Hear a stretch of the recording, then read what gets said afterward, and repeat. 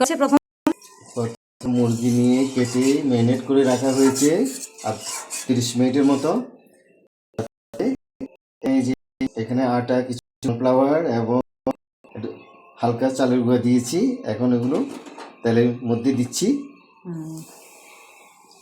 আর ওগুলো কি ইউজ করেছেন মুরগিতে? না, এমনিতে নর্মাল। এই যে এই আদা বাটা, রসুন বাটা, পেঁয়াজ বাটা, শুকনো গোলমরিচ গুঁড়ো আর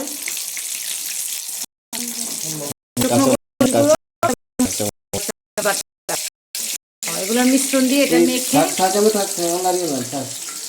KFC ফ্রাই।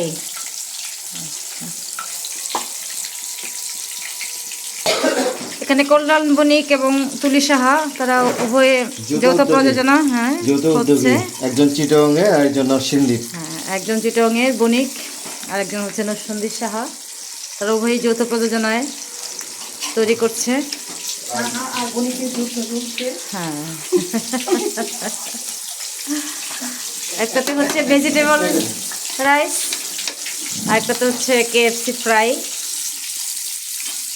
এটা হচ্ছে শালি এবং দুলাভাই যৌথ প্রযোজনা।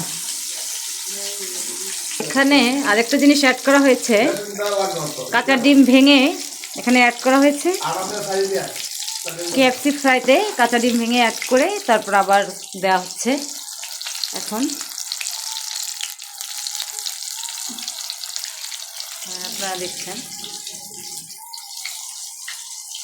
আর এখানে চলছে সেই রাইস। এটা একটু রাইস দিতে, একটু